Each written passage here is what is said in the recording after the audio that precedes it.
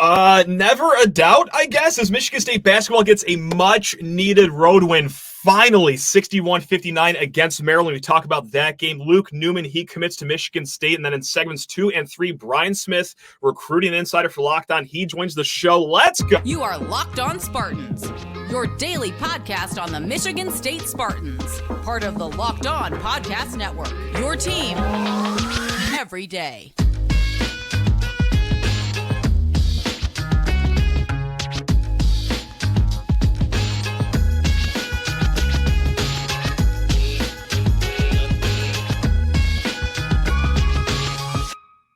Today's episode of Locked On Spartans is brought to you by FanDuel. Make every moment more. Right now, new customers get $150 in bonus bets guaranteed when you place a $5 bet. Just visit FanDuel.com/lockedon to get started. Spartan friends, Spartan family, Locked On Spartans listeners, if you are like me, you are still shaking after that one. We are recording roughly 4 minutes after Michigan State 61, Maryland 59 in a game where, oh my God, you talk about the tale of two halves. Brilliant first half. And then the second half, 17 points. And in the midst of all that, you're getting out-rebounded 37-22, but it doesn't matter because Tre Holloman with the quick karate hands at the very end of that game jars the ball loose for one of the most bizarre endings to a basketball game I've seen in a while.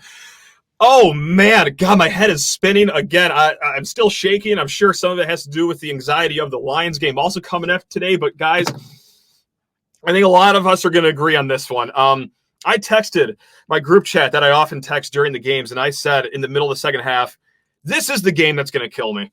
We've seen a lot of bad games so far this season, and we also have seen a lot of road losses. And we know for Michigan State to go on this run that they're set for, they need to start taking care of business on the road against mediocre teams. Yes, Maryland, as we talked about before the game, okay, they're kind of making the turn. They're rounding into form. They had a really nice road win at Illinois. They played Northwestern close on the road. But, man, and Michigan State has had some tough times against even just mediocre teams on the road. Let's talk about the good half first, okay? Because this is a happy show. It's a positive show. We're talking about a road win. So let's just start upbeat here. Michigan State poured it on in the first half, 44 points. And that's not against a bad team, guys. Maryland is a top 30 defensive team in the nation. Okay, to fill up the hoop with 44 points is outstanding. The first half had some key performers like Tre Holloman. He didn't just take care of business at the end of that game with that late steal. He also lit it up early, 12 points, 3 of 3 from 3. And what have we been crying about with Tre Holloman ever since it's looked like that he's a legitimate three-point threat? So, hey, Tre, that's great that you're doing this against Alcorn State. And then eventually he starts to do it against teams at home. Let's blossom like the beautiful flower you are and start shooting the ball on the road. And boy, howdy, did he ever. Like I said, 12 points in the first half. He ended the game with just 12 points. So took care of all of his offense in the first half. Malik, 10 points, 3 rebounds. Another awesome game for him. And this is after, I think, 4 games in a row now, ever since he had that 0 in 26 minutes. But he ended his night with 12 points, 6 rebounds. So another really solid game from Malik Hall. But we do have to point out another great first half. Tyson Walker, 8 points, which is fun. You expect 8 points out of Tyson any given half. But it was the 4 steals. Yes, this game, Maryland was the strong defensive team going into this game. But the first half, because despite the nonsense that happened in the second half, games are played in 40 minutes, not just 20. The first 20 minutes featured great Michigan State defense. 11 points off 9 Maryland turnovers in the first half. Michigan State generated 14 fast break points in the first half. And as a matter of fact, that's all they had for the game. They took care of so much business in the first half. Okay, again, we're going to get to the second half here in a little bit. But the post defense, too, is something else I want to point out. Before Maryland started to make their run and really made their hay in the second half, Michigan State's post defense was superb. I loved their game plan. They held Maryland to 5 of 9 shooting on layups, and they held Julian Reese to just 2 shots in the first half. Julian Reese, as you know, Maryland's top offensive option in many games. It goes between Jameer Young and Julian Reese. Dante Scott, has something to say about that in some games. But you took away one of their primary shot takers and shot makers early in the game. So that's why you can, as we transition to the second half, that's why you can suffer 12 minutes of nonsense is what I will call it to start the second half. Because once again, I don't know if all the players' NIL deals are contingent on this. I don't know if Tom Izzo's contract has something written in his bylaws that this has to happen. But once again, Michigan State out of halftime, just a stinker. That 12-point lead got evaporated into just a 2-point lead before the under-16 timeout even hit. And why I'm using the word nonsense, because as Michigan State is, we'll call it, melting down in the second half, I was asking myself, what one word do I want to use right now? Is it embarrassing? Sure. I saw a lot of that on Twitter. I saw pathetic, but I feel like nonsense is, first of all, a more polite word. And second of all, just more accurate, because they scored 6 points in the first 12 minutes of that second half. And it's how they got the 6 points, which was killing me. It was if I could talk correctly, the shot selection. We're settling for lawn twos. We're having A.J. Hoggard go to the rim and attempt contested layups that aren't even really grazing the rim some of these times. Eventually, he did hit a big one late in the game, so thank you, A.J., for that. But by and large, on that game, oh boy, that was a lot of odd decision-making as A.J. Hoggard, fine player, 4 of 11. Let's call it how we see it. 4 of 11 to end the game, and in that 12-minute stretch in the second half, it was a lot of forcing up shots in traffic. And also, to go along with more nonsense, we were 19 games into the season, guys. And this is year 4 for one of these kids and year 2 for another one of these kids. I think we know by now that you can't give the ball to the center position unless there is no one within 25 feet of them. The pass will either be dropped. It will result in a pump fake that no one in the country is going to bite for, and then a bricked dunk or a bricked layup or a layup that hits the bottom of the backboard. Guys, I'm going to try to not make this about the kids themselves. They're trying their best. It's on the staff to identify that, hey, this center hasn't improved offensively in 4 years. Or, hey, this is kind of uncomfortable that we have to rely on a former zero-star recruit. The kids, Carson Cooper and Madi Sissoko, say what you will about them. You have to draw the line at blame, though, a little before them. It's on the coaching staff, but we've already cried enough about that throughout the season. Crying about, okay, well, just a decent transfer center would give Michigan State an offensive boost. Anyway, the thesis of all this is that nonsense happened for the first 12 minutes, just 6 points in the first 12 minutes, thanks to just whack shot selection, odd decisions of who to pass the ball to. But you know what? They weathered the storm. I can't believe it. And what this game means is that for now, and before this game too, Michigan State still stays on the right side of the bubble. And you need wins like this. Not just because, hey, it's nice for these Spartan eyes to finally see a road win, but it's what we've been talking about all week. When we're talking about this run that Michigan State is set to go on, how much you're going to be favored in the last 10 games of the season now. Said, yeah, winning those games is nice. It's cool. But losing the games can actually hurt your tournament resume. And a loss at Maryland, which would have been a quad 2 loss, nothing overly backbreaking, but still, you would like to start winning a few of these games. So there you have it. Michigan State 61-59. I could not believe the end of that game. The ball just rolling on the floor with everyone just standing there. I thought I missed a whistle and that Maryland was going to go to the line for 2 shots, but nope. As the replay showed, Tre just poked that right out as cleanly as ever. Just what a great stretch of games for Tre here, man. That's a great sight to these eyes. What a delightful surprise Tre has been this season. Really quick, Luke Newman. We've been talking about him a lot as it pertains to transfer portal targets. Holy Cross transfer, 6'4", 310-pound offensive tackle from Holy Cross, FCS All-American. Using his last year of eligibility at Michigan State, he commits to the Spartans on Saturday. Now, we're only taking a quick minute on this today. I just want to let everyone know that, yes, we are aware of it. We're going to blow this out a little more tomorrow, though. We'll talk about the offensive line, who they got back, how things could be structured with the starting lineup. So Little brief on the Luke Newman talk today. We also got some more football talk, though, if you want some more of that in segments 2 and 3 with Brian Smith, our Locked On recruiting expert. But first, before we get to him, need to talk your ear off about FanDuel Sportsbook. The NFL regular season is all wrapped up, but there's still plenty of time to get in on the action with FanDuel, America's #1 sportsbook. Right now, new customers get $150 in bonus bets guaranteed when you place a $5 bet.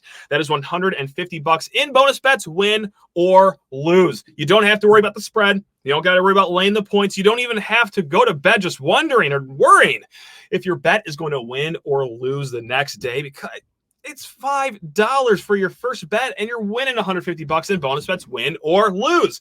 The app is super easy to use and there's so many different ways to bet, like live same game parlay.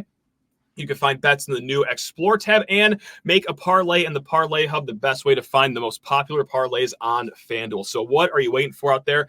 Go visit FanDuel.com/locked-on and make your first bet a layup. It's FanDuel, official partner of the NFL.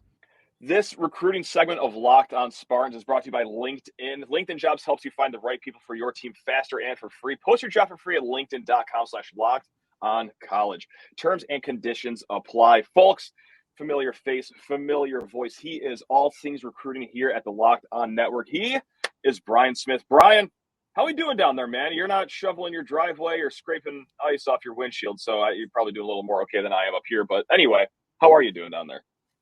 It's 60 degrees when I got up this morning, so better than you.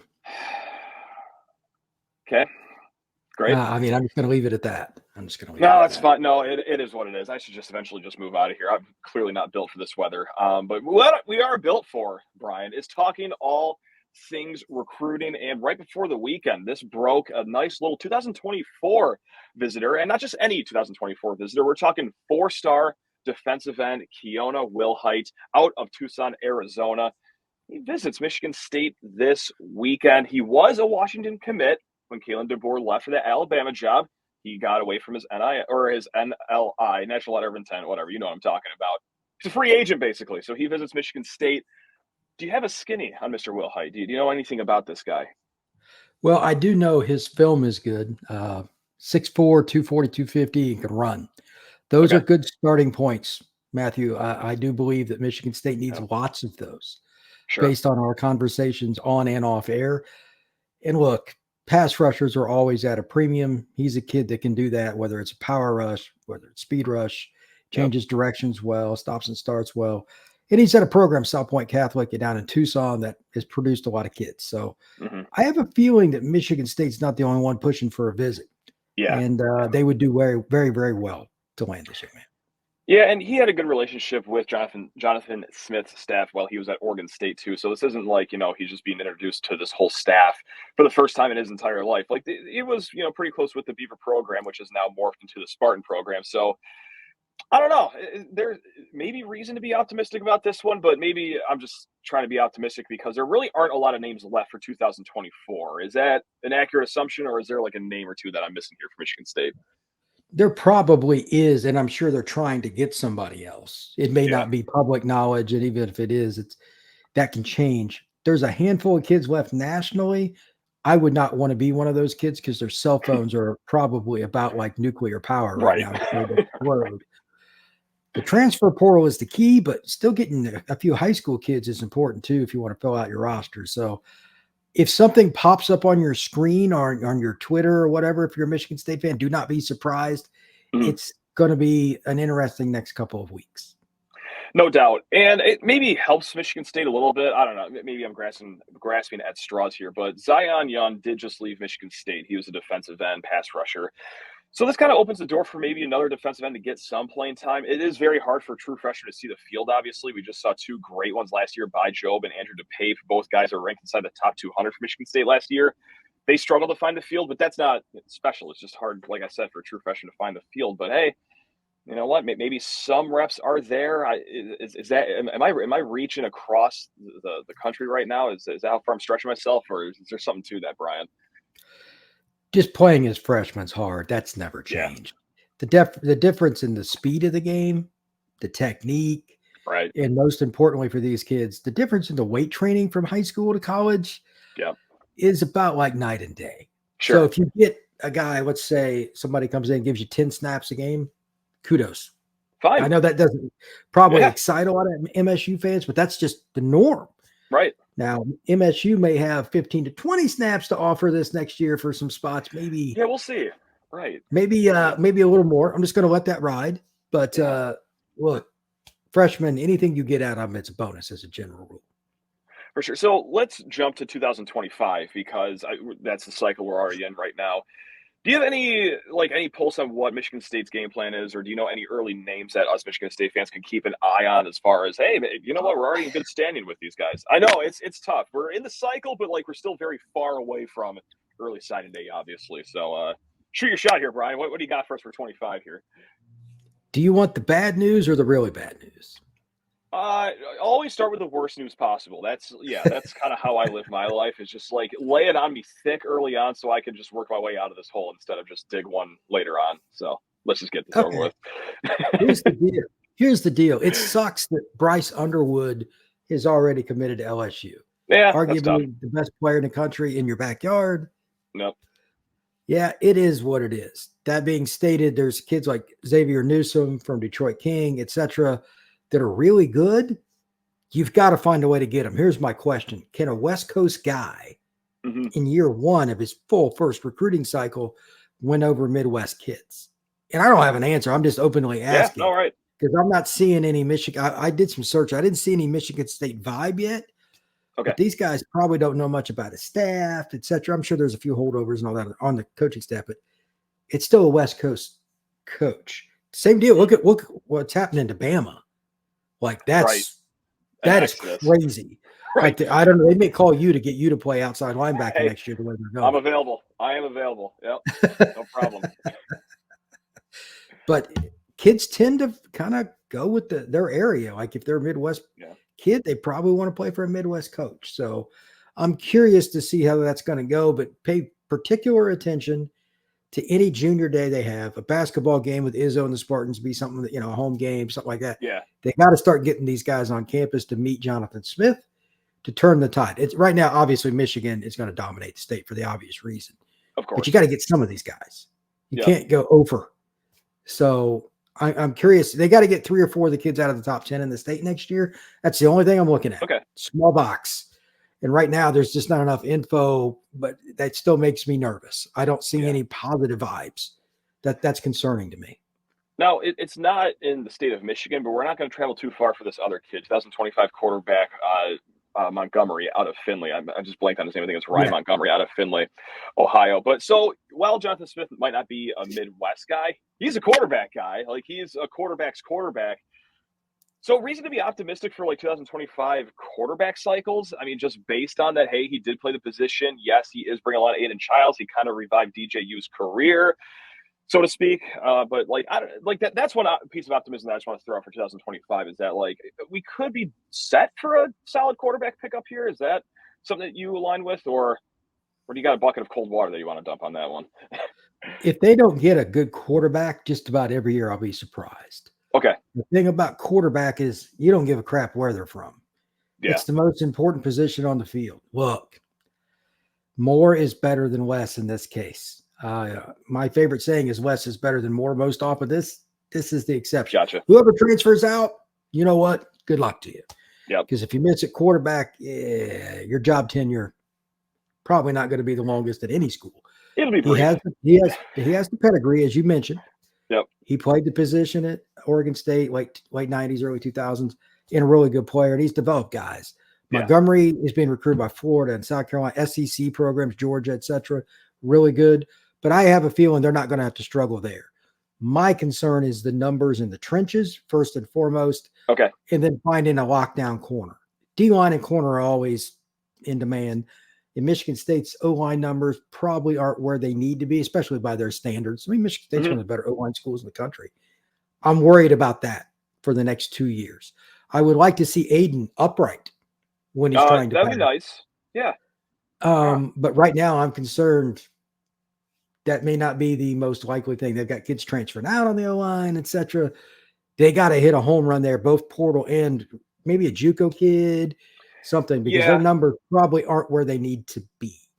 Yeah, this is a name that I've thrown out time and time again the last few weeks. But Luke Newman out of Holy Cross, FCS All-American. He has Michigan roots. He grew up, about an hour and a half away from Michigan State. And Okay.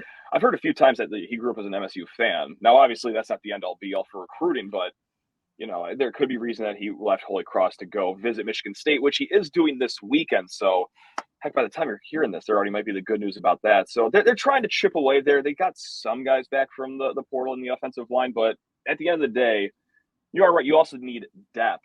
That's the big word, the D That's word the for the problem. offensive line. So, yeah. Because I would like Aiden Childs to have all four limbs still functioning by the end of the year. Call me old-fashioned, but I would appreciate him being able to survive the entire season. That falls on the offensive line mostly. We'll see. What do you think about the D-line next year? Like, as compared to the O-line, are they going to be able to battle in practice and really hit, or are they going to have to play patty cakes because they don't have enough numbers? Great question. I do feel good about the defensive line, just like right off the top, Really? because you got Simeon Barrow back, you got Derek Harmon back, and those are guys that were sought after by some pretty good Power 5 teams, of course. And they got Daquan Dowse from Georgia Tech, and that's a plus player. So, yes, it's three top guys. Also, Maverick Hansen, the guy that's been here for about 19 years. I think he's been here for a while. So that's another strong depth piece. It's a defensive end that I'm a little curious about. And there are young guys, like we talked about at the top of the show, guys like Bai Joe, Andrew DePape. This will be another offseason in the weight room. And then Jalen Thompson, too, as a true freshman, showed some pretty good things late in the season for a true freshman. But with all that said, we still want to see a little bit more from Chris Bogle, a former top 100 guy that I don't think is ever going to reach that ceiling. But we need to see a little bit more of a pass rush here. So there's reason to believe that it could happen. It's just we haven't seen it yet because those young guys haven't seen the field in mass volume last year. So feeling confident, but I could see where there would be caution here. No question. Well, that's the areas you got to, as you develop your roster and you put in your systems, year one, whatever you get, what you get. There's going to be some oopsies. Of course. But if you suck in the trenches or have an injury problem there and you're already thin, we've seen that. That's when the train can derail. So Bingo. that is my concern. I think, again, I've said this on your show before. Smith is a really good coach. Oh, sure. Oh, yeah. But it's just true. Talent will beat experience probably 8 out of 10, if not 9 out of 10 times. So you got to go out and get some more kids. A little note, here's your ray of hope here. Okay. April 15th is the second transfer portal window opening, and it closes on the 30th. They'll have their system in place. They'll have spring ball. They'll have scouted. They should do well in that point. I mean, I know it's a few months away, but that gives something Michigan State fans can think about, because I'm sure they're well under the scholarship limit right now. I know I'm not messing with that. They're probably 20 under if I was to guess. I mean, it's just the way it is, but they have to hit, and there is no position. Just right. Best available. Yeah. Right. Yeah. I got my wish list that I keep barking out, both sides of the line, of course. I wouldn't mind another safety in here, but at the end of the day, it is just going to be best available. And the scholarship number, I know they're somewhat close to it, but there also will be further attrition in the spring too. They're not going to have an issue excusing some guys out, which is something that we see not just Michigan State do, but programs around the country do year in and year out. So it won't be an issue clearing ways for other transfers should they find one that they seek as desirable. So we'll see how that all unfolds in April, right? That's what you said. That's when the second one. Mid-April to the end of the month. Gotcha. So I want to fly to the West Coast here because there's been a little shakeup here. Obviously, Kalen DeBoer, he goes to Alabama. Jed Fish, he's hired at Washington. Is that going to be a seismic thing for recruiting?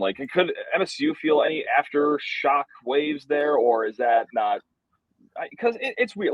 Obviously they're in conference, but it's West Coast. Is Jed Fish really a recruiting powerhouse? So I don't know. What's your whole vibe on how what's going on in Seattle shakes things up over here for the rest of the Big Ten?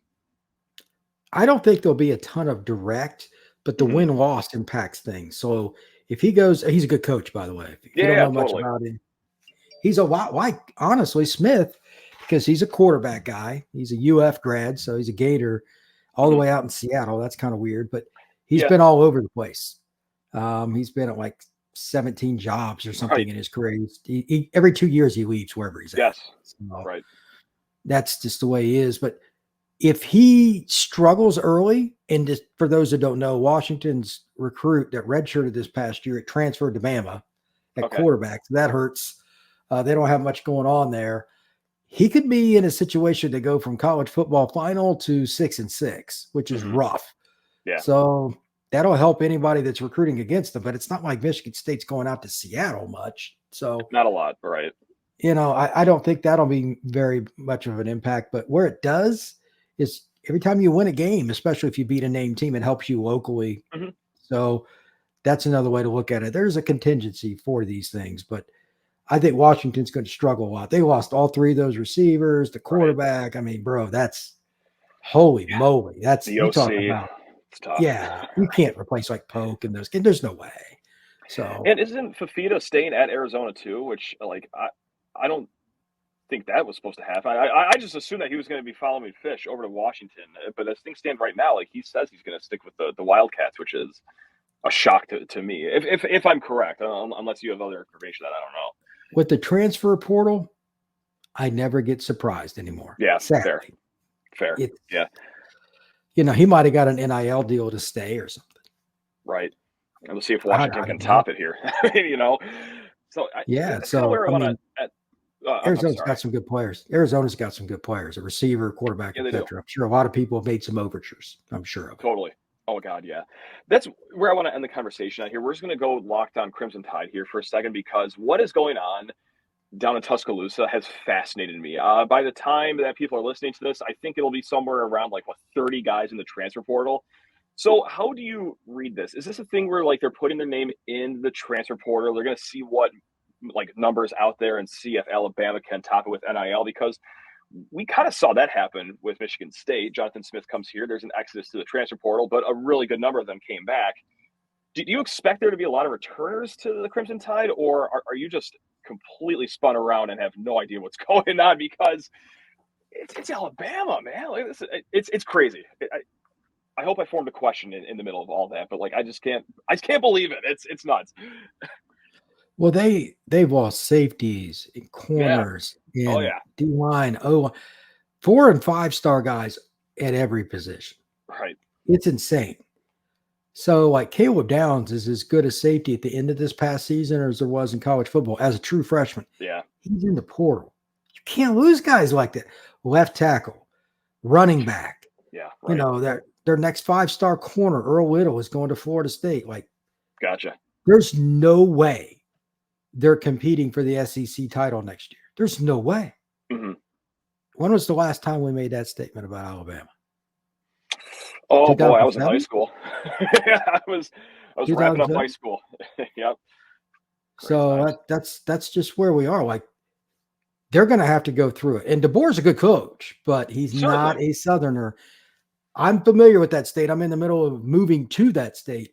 There is no more us against you kind of mentality there is in Deep South. And a lot of those kids apparently are not very thrilled about what's going on. I mean, wow. Okay. That's how else can you size it up? Because obviously he can coach. Yeah. I mean, it's not like Washington had more talent than Alabama. I'm sorry. They did not. Sure. Alabama beat Georgia this year. They're the only team to beat Georgia in the last 3 years. Right. So it's not like they've, they're not well coached and they don't have talent. Well, they had all the above. But that also brings up a point, and I say this on the show a lot. Kids pick the person wearing the polo, not the polo itself. Right. If it's the truth at Alabama, then it's just wholeheartedly the truth. Yeah. It's not hard to sell Alabama. I've been to their facilities and everything. Right. It's like going to the Taj Mahal. So, it's just not that difficult. But they're still losing kids in droves. I've got a picture on my phone that somebody sent me. They're too deep. Mm-hmm. Every player that was leaving since last year was underlined in red. It looked like somebody took a machine gun to it and it was bleeding out. It was unreal. It's tough. I know. Yeah. So it's a good measuring stick for Michigan State fans too, because you're going to lose players no matter what when a coach leaves. I don't care how much you think they like Michigan State. It is coach first. It's just the way it is. So you've got to adjust and take kids, even if you didn't think they're a perfect fit, you got to make it work. Yeah. And you got to survive that first year or so. And that's where Jonathan is right now. And that's why I brought up that April transfer window for him. Mm-hmm. Alabama's going through it too. they're going to have to take transfers in the spring. Yeah, and certainly. they may have to adjust their NIL stance because they didn't like giving a lot of NIL. Right. They wanted kids to earn it, and I get it. They are no longer the hunter. You know what I mean? Like they're not just going out and taking what they want. They're getting hunted, and people are taking players from them. To end it on an optimistic note, like you see everything going on at Alabama, and then you rewind the clock about a month where Michigan State was. A lot of kids entered the transfer portal. All things considered, Michigan State made it out pretty okay. I mean, there weren't many instant impact guys that left. A lot of them did come back. So all things, if it could happen to a place like Alabama, it can happen anywhere. And considering all that, Michigan State fared pretty well, over the last few weeks. So we'll end the show on that. That's how about that, Brian? Get people out of here with a smile. Look at us bringing joy to people on a Sunday. We don't always do that, but right now. No. Michigan State's got holes to fill.